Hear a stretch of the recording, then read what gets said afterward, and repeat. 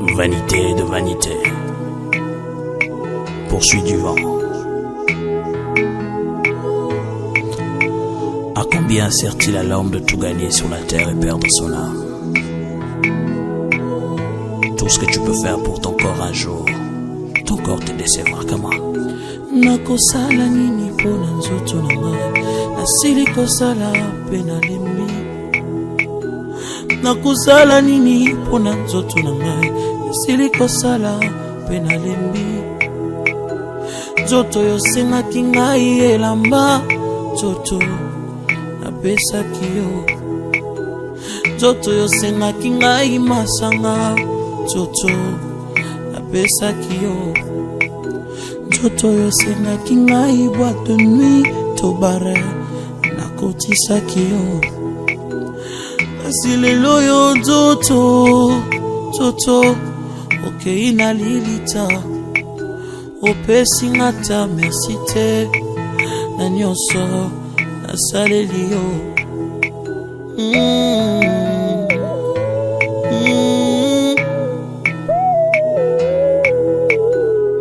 Nzoto na ngai,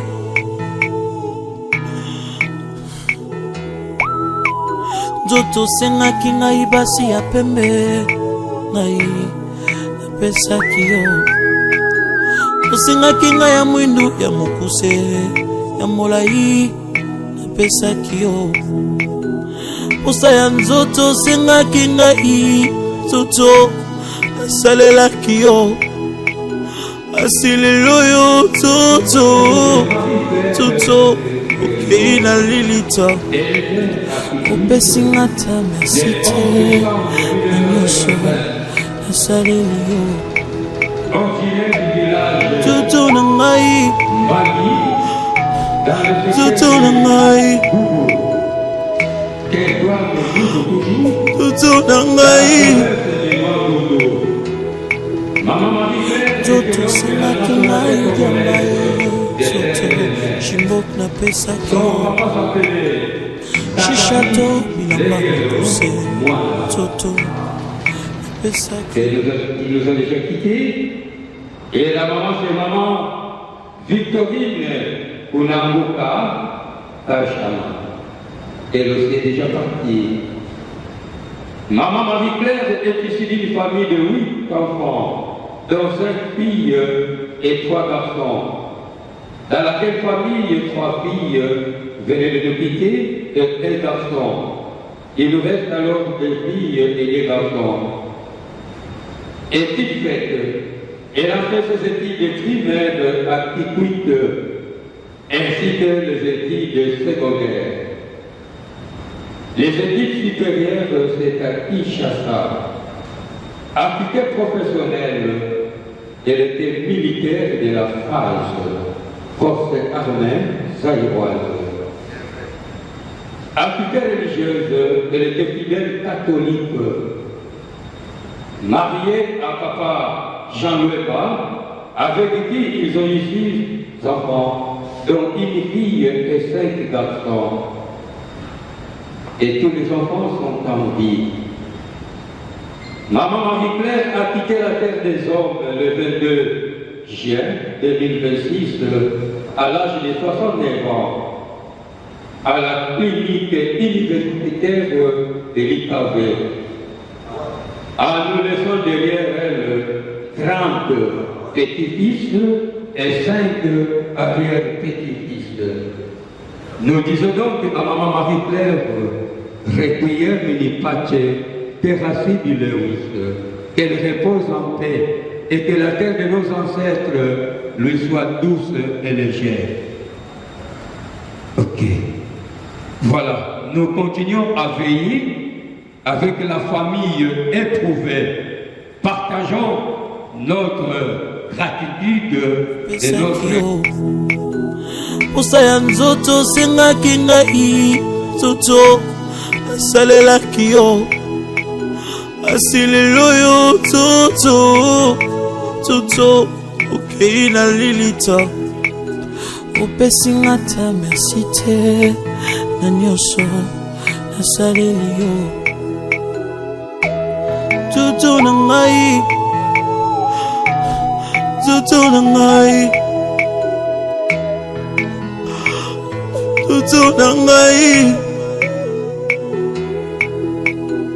Nzoto sengaki ngai diamba nzoto shimbok napesaki yo shishato bilamba mokuse nzoto napesaki yo motoka ndenge na ndenge ya shere ma shere nzoto napesaki yo nzoto sengaki ngai kabelo nzoto napesaki yo ma voyage kilikili posa na yo nzoto nasalelaki yango kasi lelo yo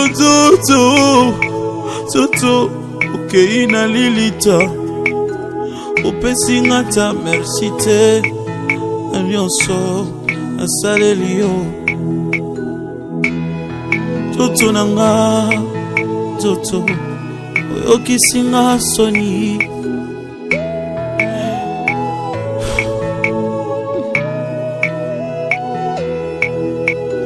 nakosala nini mpona nzoto na nga nasili kosala mpe nalembi nakosala nini mpona nzoto na nga nasili kosala mpe nalembi nzoto sengaki ngai nyonso nzoto napesaki yo nzoto sengaki ngai bana nzoto nabotaki bango nzoto sengaki ngai bambongo nzoto napesaki yo kindumba osengaki ngai nzoto nasalaki yango koyiba to kuluna osengaki nga nzoto nasalaki yango koeskroke bato ntango nyonso nzoto ngai napesaki yo koboma bato ntango nyonso na bututu na moi nzoto nasalaki yango kasi lelo yo nzoto kei na lilita pesi nga ta merci te na nyonso nasaleli yo nzoto na nga nzoto oyokisi nga soni nzoto na ngai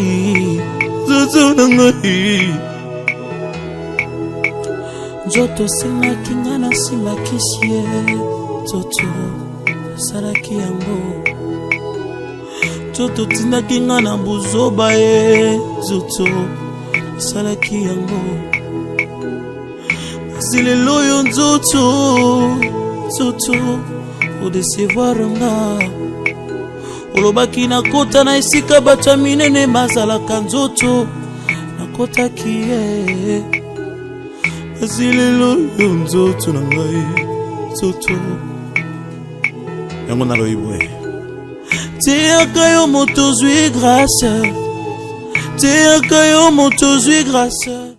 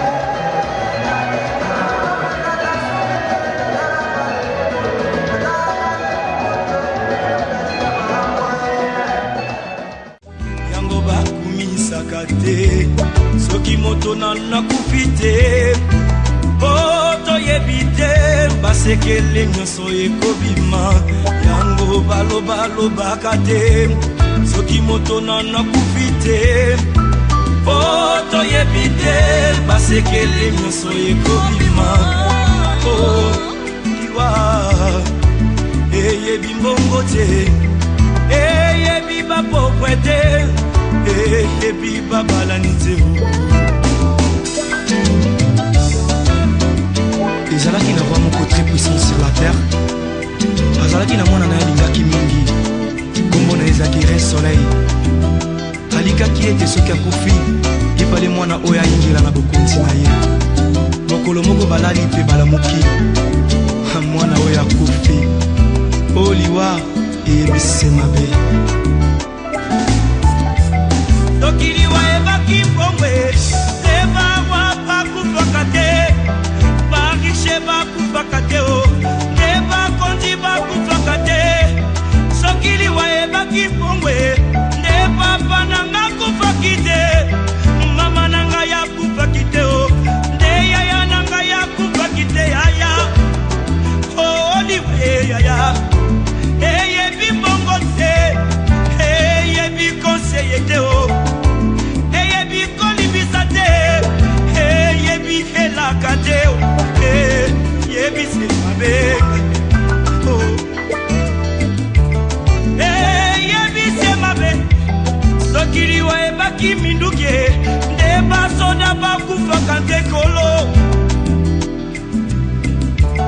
nde bakufaka te soki liwa ebaki masano nde bato masano bakufaka te yaya nde bakufaka te papa oliwa eyebi kolata te eyebi honere te eyebi bolamu te eyebi nyonso te eyebi semabe yaya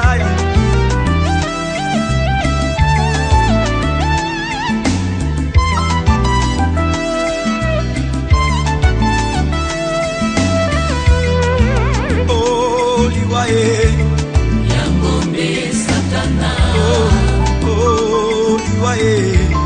Yangombe Lisumu Yangombe Satana Yangombe Lisumu Yangombe Satana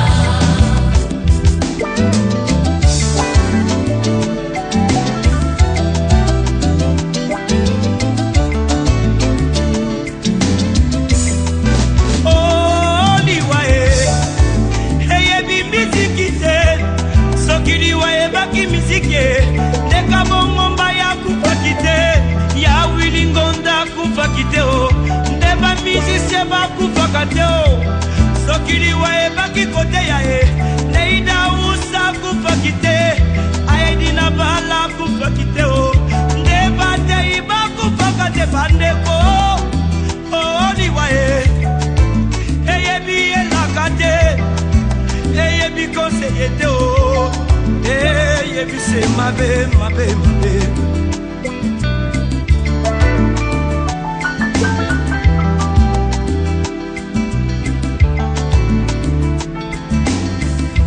baye bayambi efe na bomoli na bango nakomi bato na esengo wete balombi liwa bayambi yawe ende bomoi ya seko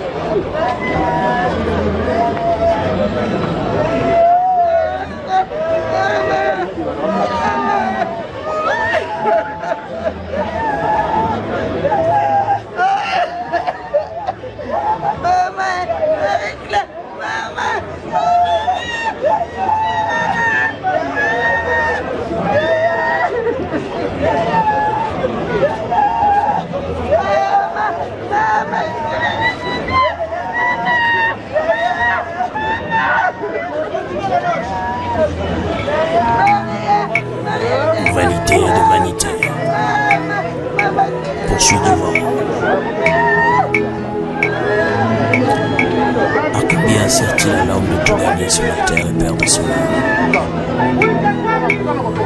Tout ce que tu peux faire pour ton corps un jour, ton corps te décevra comment? Nakosala nini mpona nzoto nanga nasili kosala mpe nalembi. Nakosala nini mpona nzoto nanga nasili kosala mpe nalembi. Nzoto esemaki ngai elamba, nzoto napesaki yo. Nzoto esengaki ngai masanga, nzoto napesaki yo. Nzoto esengaki ngai boîte de nuit tobara, nakotisaki yo. Kasi lelo yo nzoto okei na lilita, opesi nga ta mesi te na nyonso nasaleli yo.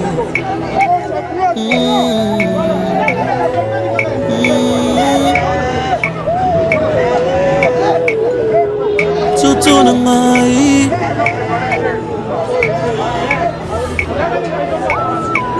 nzoto sengaki ngai basi ya pembe, ngai apesaki yo. Osengaki ngai ya mwindu ya mokuse ya molai, apesaki yo. Posa ya nzoto osengaki ngai, nzoto asalelaki yo. Kasi lelo yo nzoto okei na lilita, opesi nga ta mesi te na nyonso nasaleli yo. Nzoto na ngai, nzoto na ngai, nzoto na ngai. Nzoto sengaki ngai diamba ye, nzoto shimbok napesaki yo. Shishato bilamba mokuse, nzoto napesaki yo. Motoka ndenge na ndenge ya shere, nzoto napesaki yo. Nzoto sengaki ngai kabelo ye, nzoto napesaki yo. Ma voyage kilikili posa na yo, nzoto nasalelaki yango. Kasi lelo yo nzoto okei na lilita, opesi nga ta merci te na nyonso nasaleli yo. Nzoto na nga, nzoto oyokisi nga soni.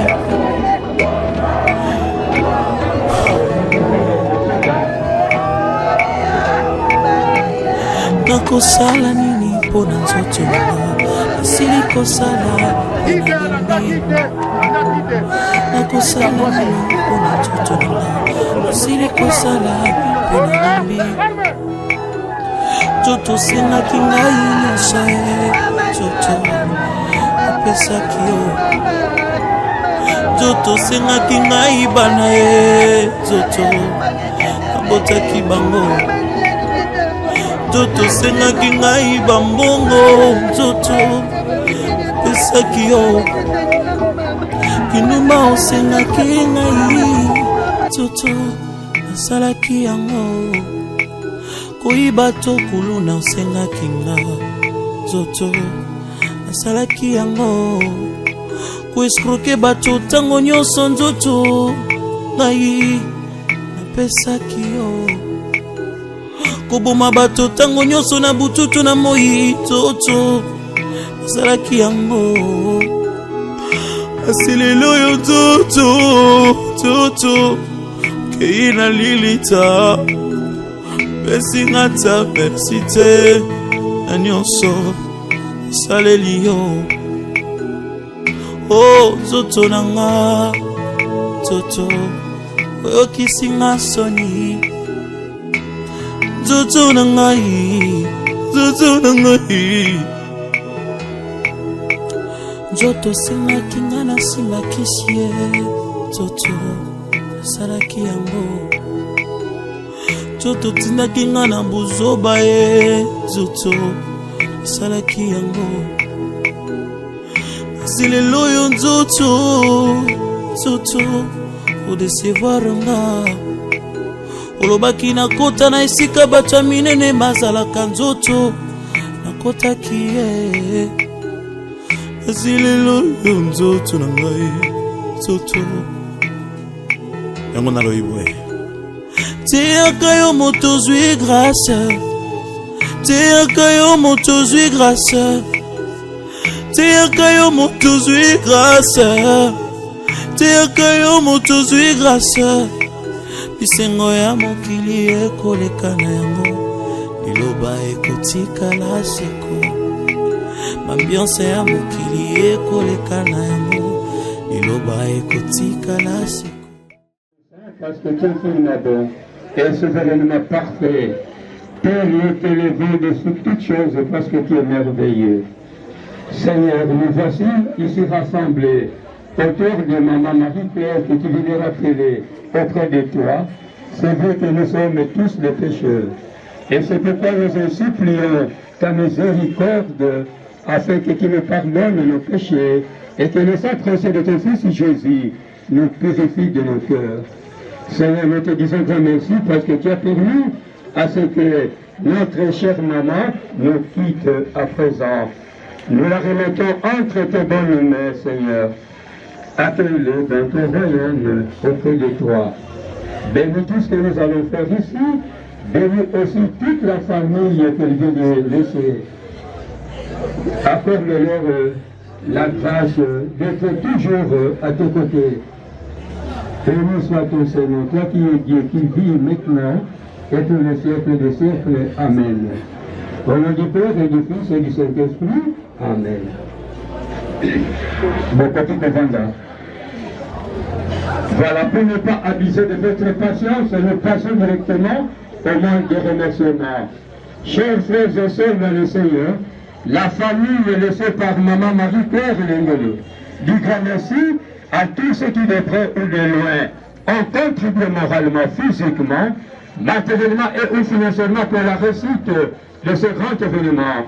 La famille que voici a aussi une de lettres de reconnaissance envers tout le monde qui a su passer nuit avec eux dans la salle où la veillée mortuaire a eu lieu.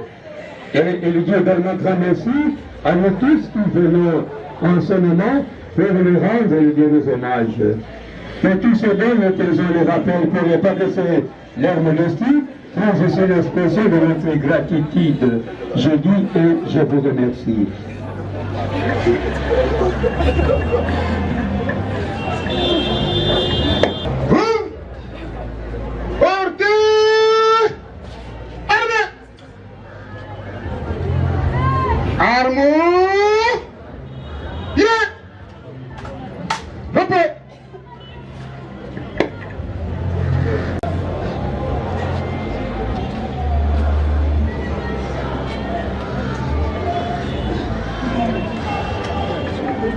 On dépose l'emblème de notre pays pour montrer que réellement Maman Marie-Claire a servi le pays avec loyauté et dignité.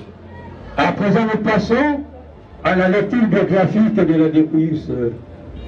La maman que nous sommes en train de pleurer ici répondait au nom de Maman Marie-Claire Lengelo. Elle est née à Kikwit le 11 décembre 1967. Originaire du village Mbangi, dans le secteur de Gungo, territoire de Gungo toujours, dans la province de Bandundu. Elle était donc de la nationalité congolaise de père et de mère. Son papa s'appelait Zakari Lengelo Mwanga. Et la maman c'est Victorine Kunanguka Kachama. Les deux nous ont déjà quittés.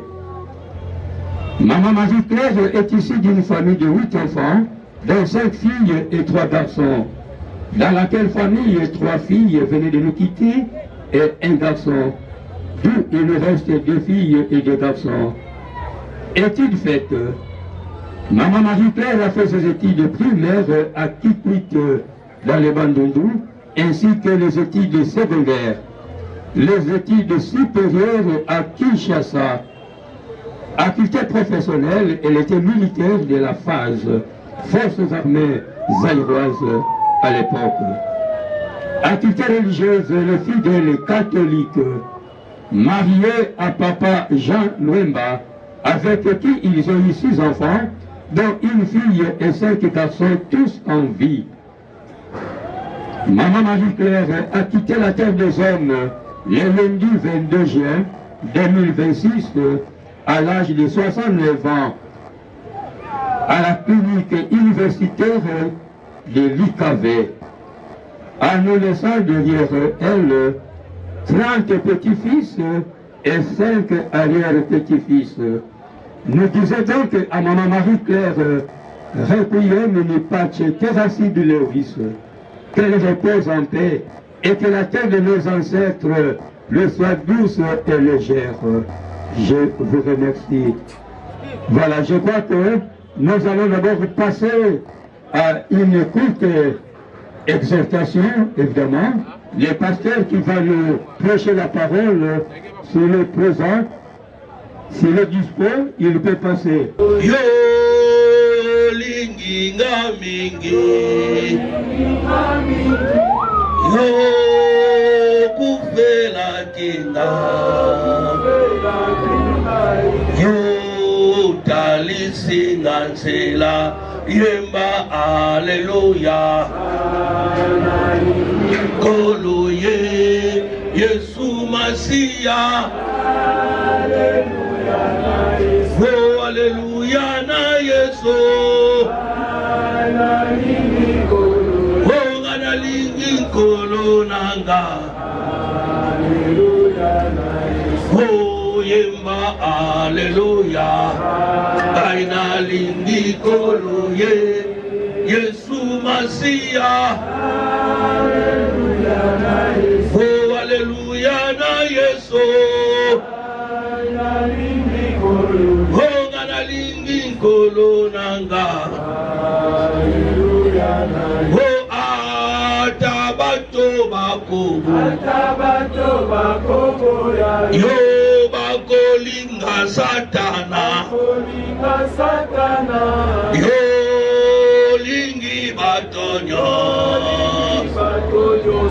yo koboya mokote, yemba aleluya, Yesu Masiya, oh aleluya na Yesu. Élever la dignité, au cause de la mbongo ebele, au cause de la roi, au cause de la mukonzi boye. Alléluia. Vanité de vanité, tout est vanité. Il y a mon orgueil. On commet différent à Batou. Vous tous êtes personnes mortes boye. Mais aligné vous tout est beaucoup de temps. À côté de la kou, l'honnête à ce que solo. Nous sommes personnes mortes à boye. Tu boye te manqué par discipline des alliés pour la maladie. Mais quand même, il y a même le vote à mon ninga na nenga malam. Alléluia. Mais mon tout a senti un orgueil. Alléluia. Alléluia. Na kenga na kumomboye. Na kenga na kumomboye. Oh, na yego tembe papo na salon. Na tete ke salon mo e uti lola. Unje salon ga mo kilo. Dene me biloko nyonso koleka, mais le baranzambe kotala koleka mukolo moko te. Papa na aussi salangai. Parce que oleki mutuya na o esate. Nyonso koleka, mais le baranzambe koleka mukolo moko te. Alléluia. Yaba mule Salomo alobi vanité de vanité, tout est vanité. Mon côté la mokilo zaki na mbango lokola Salomo. Mon côté azaki na basi lokola Salomo. Mon côté alata lokola Salomo. Alléluia. Mais pour la clôture, papa, peine de se laver, tu souviens où tu vas. À peine de le là, attends, nous devons confier à Jésus Christ. Et ça, c'est un moment quasi. Net maman na biso akofi kane lo bana nzambe kati na Yesu Kristo. Maman ni tozalaki sur les kana ngo bisuli abeninga azopesa ba conseil azopesa donc bazosala nesengo etongo nayoki sango oyo kana ntongo bapesi na programme nayebaki te natiki nyonso tu naye mpona te bakopartage parole de Dieu et puis toyeba kotika mama na biso na pousse des enfants de ceux qui sont à la mamelle. Tu as fondé ta gloire pour confondre l'adversaire, pour imposer silence à l'ennemi et vindicatif. Seigneur, merci. Ça me va programme nyonso na sala loboko na yo. La téléménie nyonso d'accident, nyonso langage à ma paix, il y a ma contradiction, il y a ma trouble. La rendre mon l'essence est fait au nom de Jésus. Papa, quelqu'un a sur la cathédrale, la cimetière, la sala loboko na yo. Pambola bandeko nyonso bana makambo bandaki basala biso longo pambola bafamille bauti bipai na bipai nzambe même kozonga na bango ezala sa contrôle na yo lokumu kembo basanto leba kozonga na mboka na yo na kombo na Yesu Kristo amen. Des courage et de sagesse, ton sourire, tes conseils et ta tendresse resteront à jamais gravés dans mon cœur.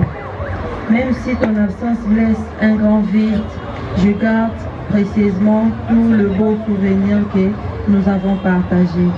Tu as marqué ma vie d'une manière que rien ni personne ne pourra effacer. Repose en paix, maman. Que Dieu t'accueille dans sa lumière et qu'il te donne le repos éternel. Je continuerai à honorer ta mémoire et à porter ton amour avec moi chaque jour. Tu resteras toujours vivante dans mon cœur. Avec tout mon amour, c'est ta fille Fatou Foto. Merci. On peut quand même applaudir pour sa belle-fille. Il y a quand même ici préparé un nom pour sa belle-mère. À présent, nous passons le mot de raison à nos vaillants combattants. Après viendra la cérémonie de... Gardez!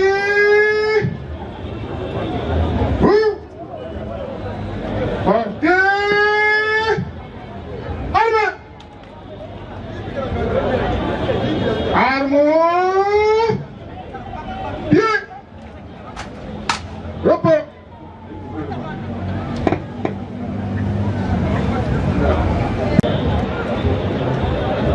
Gardez! Vous! Portez!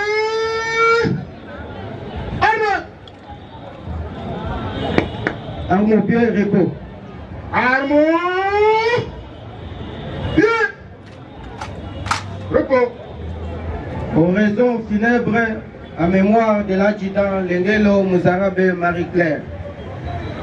Mon général, mesdames et messieurs, distingués assistants, officiers, sous-officiers, caporal et soldats, nous voici rassemblés à ce lieu mortuaire pour pleurer et rendre un dernier hommage à notre compagnon d'armes, l'adjudant Lengelo, matricule 11185-A, dont la mort a réussi à nous arracher ce 22 juin 2026 à la clinique universitaire de Kasavubu, qui était en effet Lengelo Muzarabe Marie-Claire, né le 12 mois 1957 à Kikwit, âgé de 69 ans, fils de Zachary Lengelo et de Victorine Kunango, originaire du territoire de Gungu, village de Mbangi, province de Kwilu. À l'issue de ses études primaires et secondaires, diplômé d'État à la section scientifique maths-physique, par vocation de servir son pays sous le drapeau, se fit enrôler dans les forces armées zaïroises le 12 septembre 1978 à Matadi-Mayo.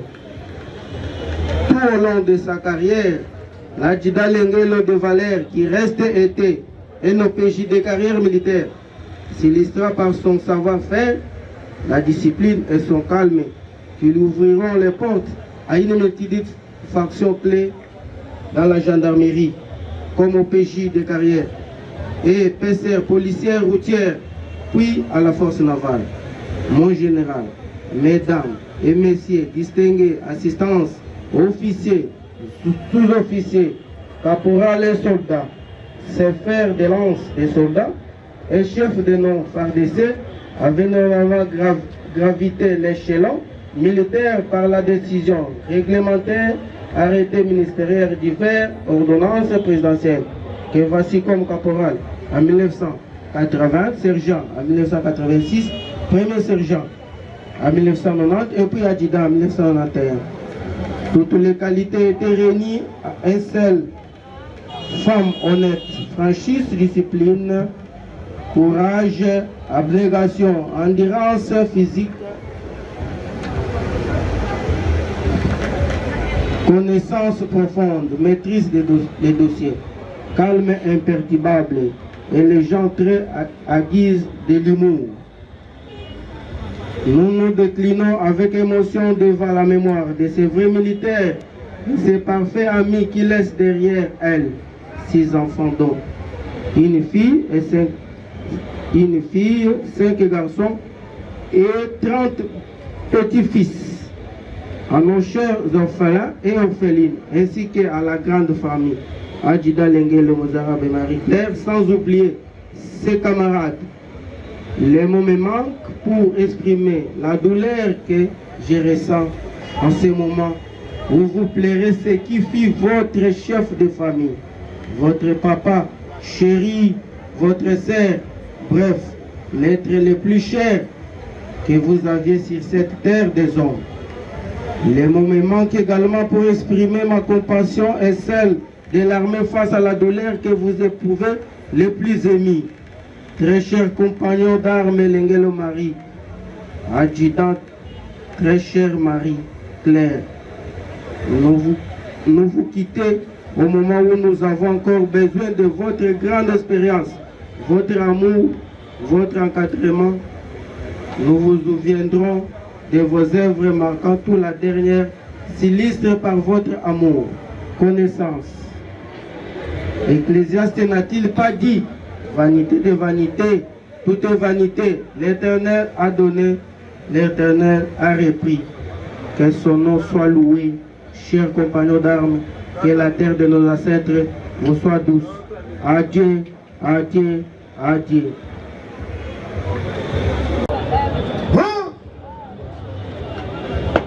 Gardez. Présentez. Armes. Armes. Bien. Repos. Dans la boutique sortait le libre pour le cas rapidement l'entraînement et de prendre des jambes de fleurs. Les enfants Nzambe pour la Bassale Nzambe dans le cas. Les serviteurs de Dieu peuvent passer. Pasteur, prêtre,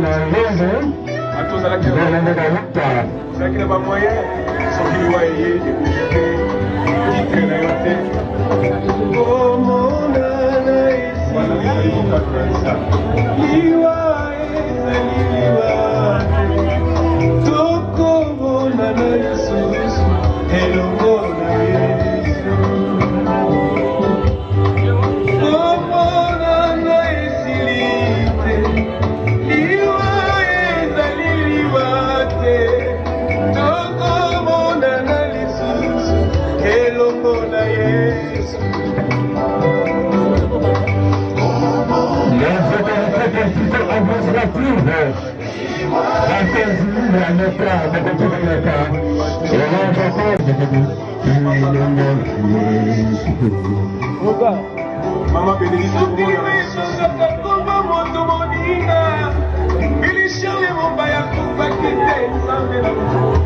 dans la session la autorité politico-administrative des présents passés dans le commission de Nakina.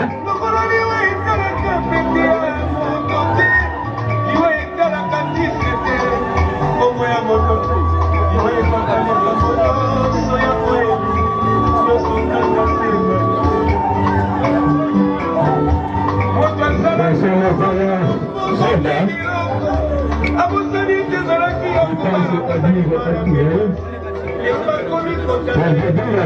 leurs collègues soldats. La maladie pleure de l'Indien. C'est le Seigneur qui nous appelle à prier.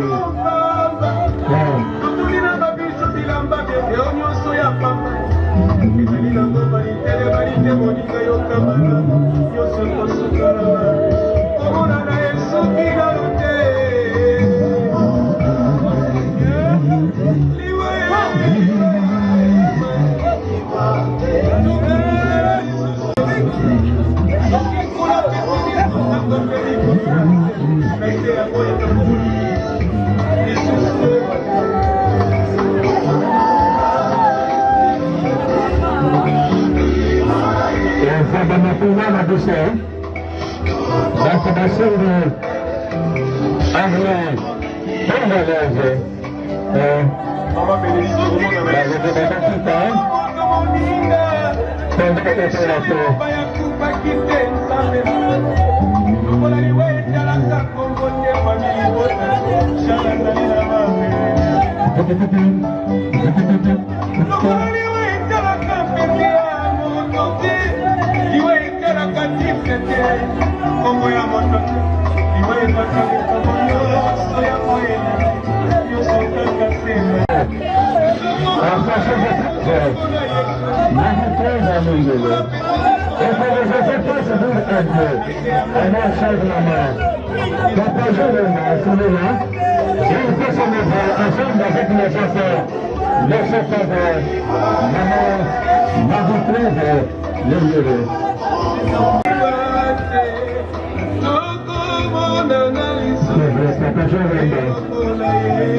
Non seulement que c'est tellement parce que cette mort ne peut qu'être seulement attendue. En train de passer avec ses enfants.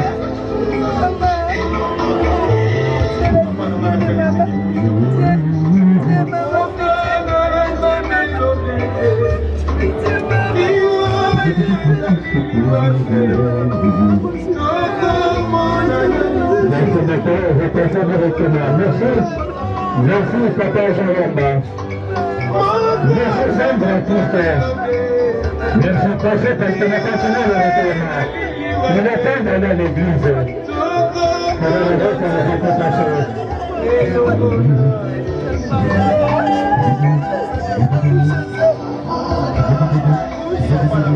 Merci, passez directement.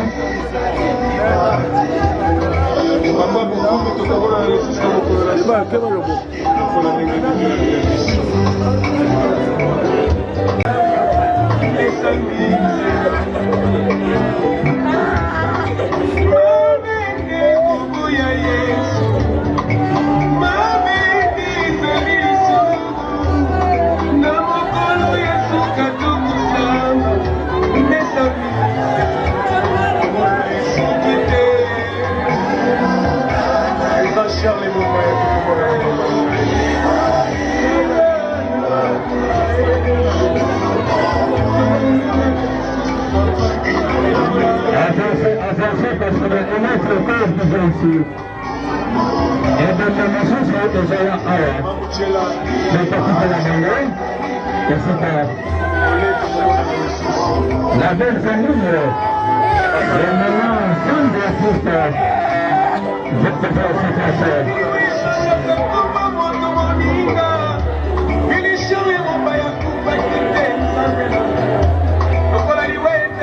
Quand on est même la littéraire, mais pour ça, au-dessus de ce peuple.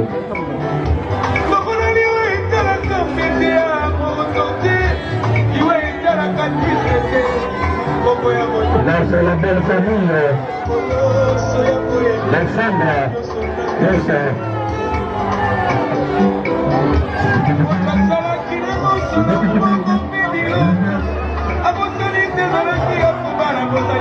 La papa, la maman l'invité dans le film. La papa, la maman l'invité.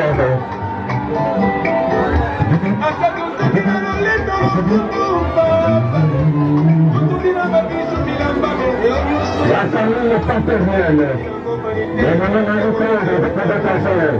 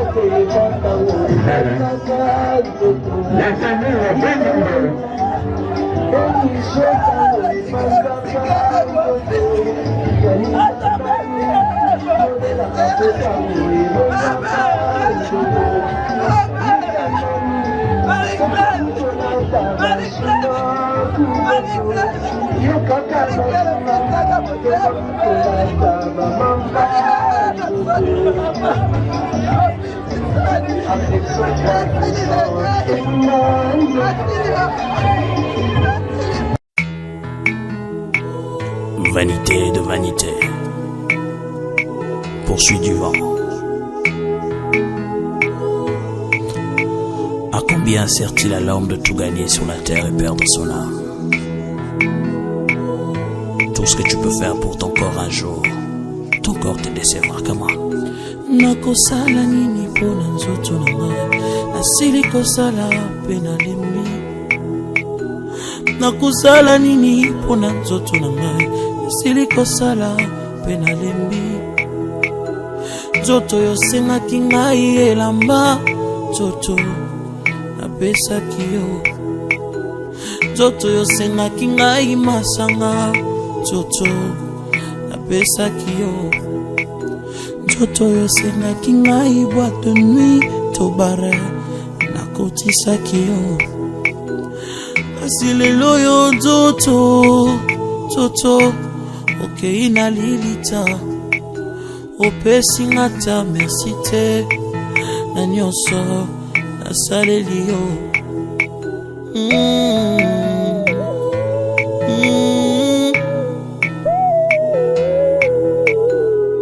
Nzoto na ngai,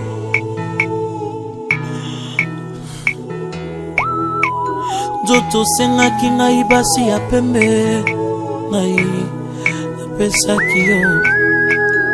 Osengaki ngai ya mwindu ya mokuse ya molai, napesaki yo.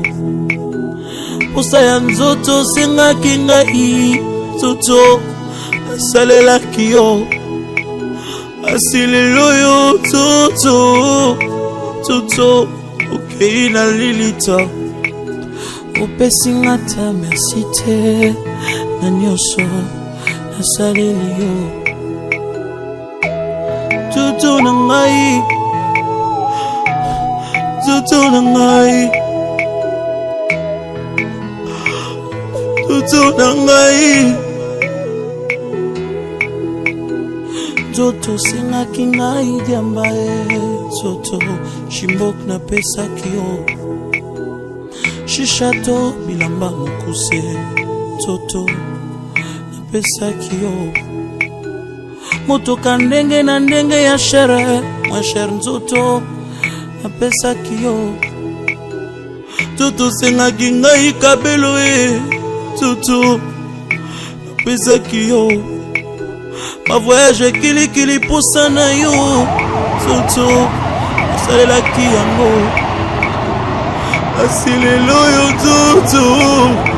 nzoto okei na lilita opesi nga ta merci te na nyonso nasaleli yo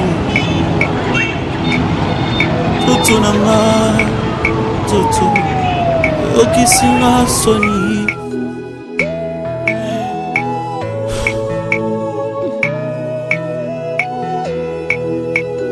nakosala nini mpo na nzoto na nga nasili kosala mpe nalembi nakosala nini mpo na nzoto na nga nasili kosala mpe nalembi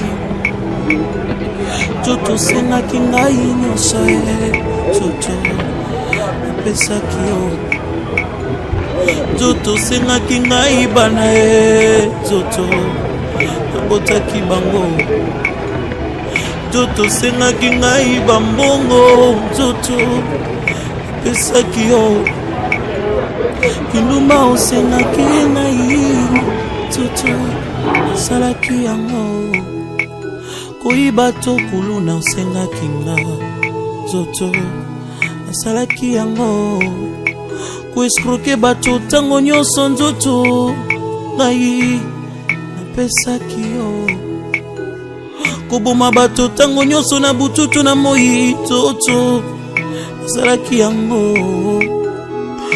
asi lelo yo nzoto kei na lilita pesi nga ta merci te na nyonso nasaleli yo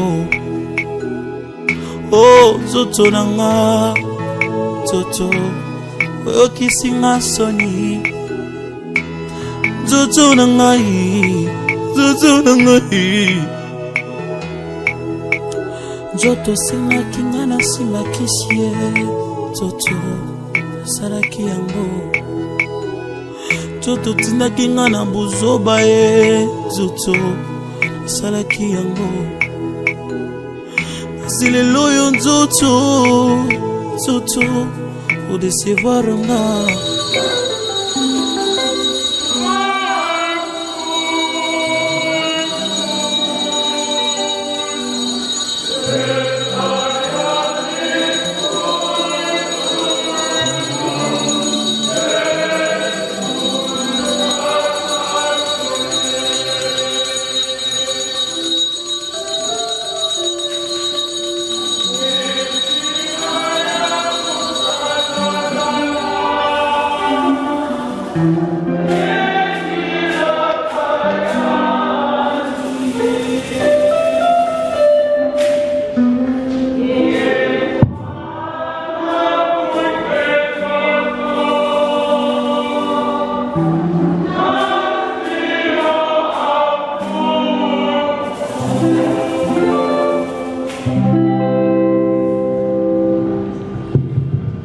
Au nom du Père et du Fils et du Saint-Esprit, la grâce de Jésus notre Seigneur, l'amour de Dieu le Père et la communion de l'Esprit Saint soient toujours avec vous.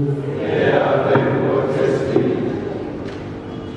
C'est avec peine que nous venons d'entrer dans cette cathédrale avec le corps de Maman Marie-Claire Lenguendo.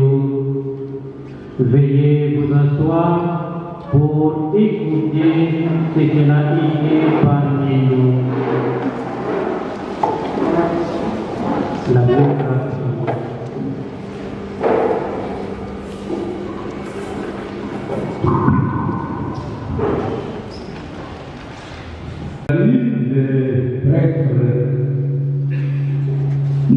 passons à la lecture biographique de la Découlouse. La maman et le père répondaient au nom de maman Marie-Claire Léville.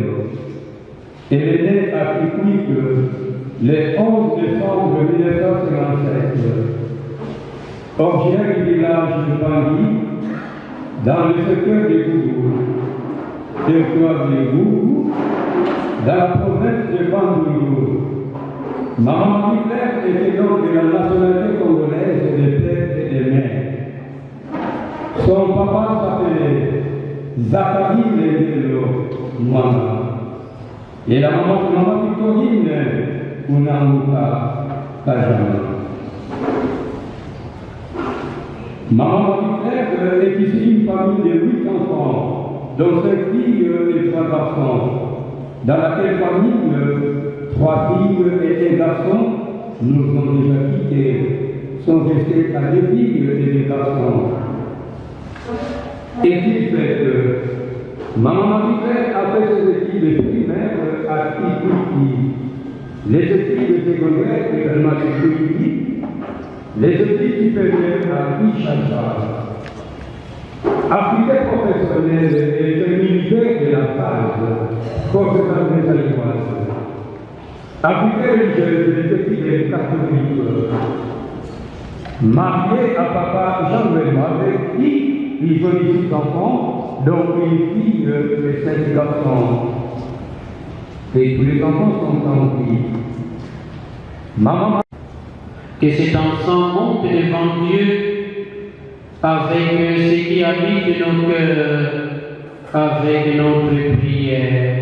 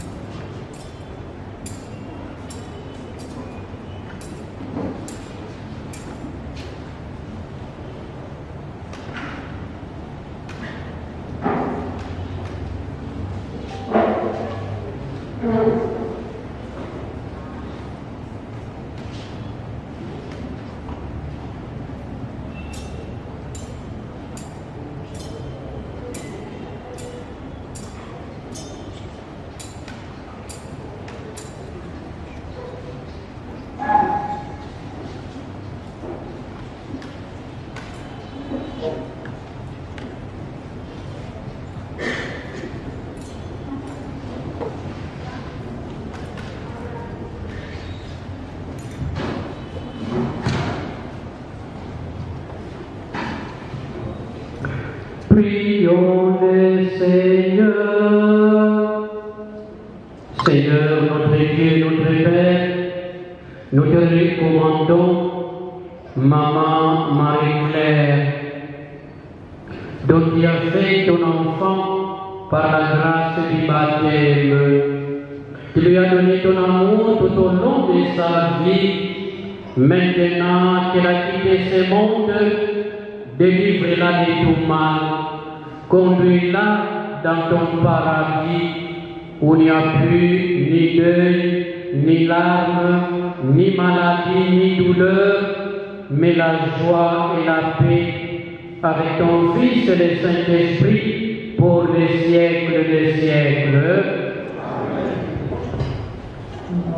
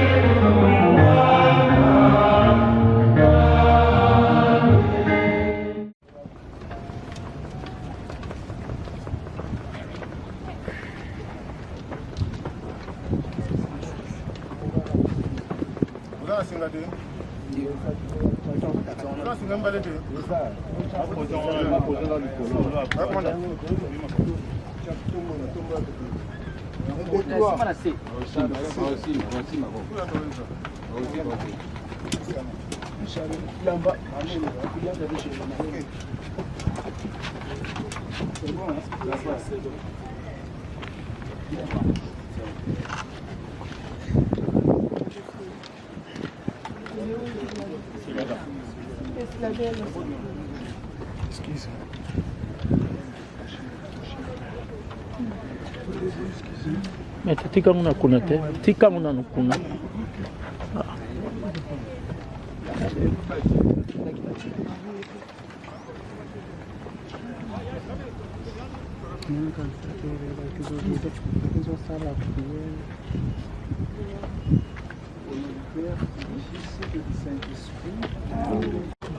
Maintenant, nous allons procéder à la bénédiction. Seigneur Jésus, Fils du Dieu vivant, avant de ressusciter d'entre le mort, tu as reposé 3 jours au sein de la terre. Et depuis ce jour-là, la tombe des hommes est devenue pour le croyant signe d'espérance en la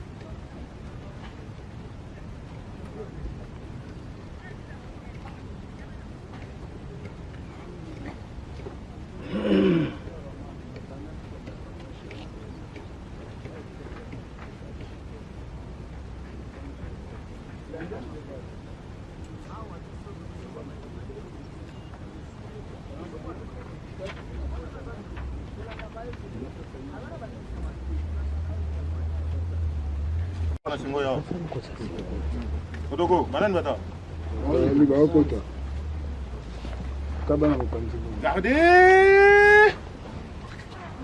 Vous présentez. Armée.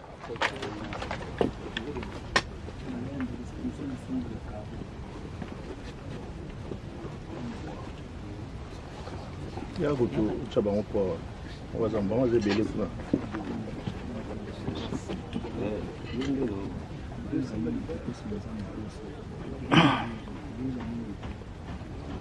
Tomo butama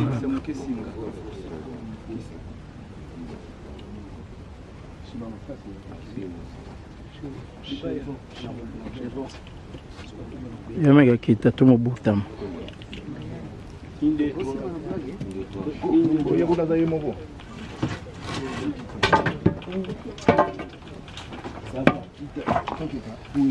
ngola kuna malembe. Voilà. C'est bon. Avant. Bien. Gauche à droite. Flanc.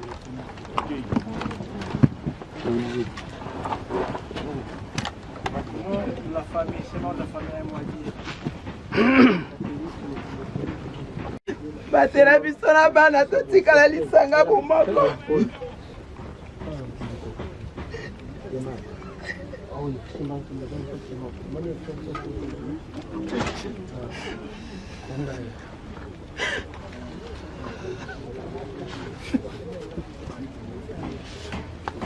Grande sœur,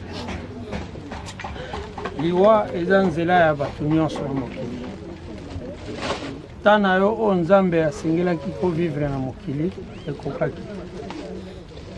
Yango wana otiki biso. Molimo na yo ebanda na kimia.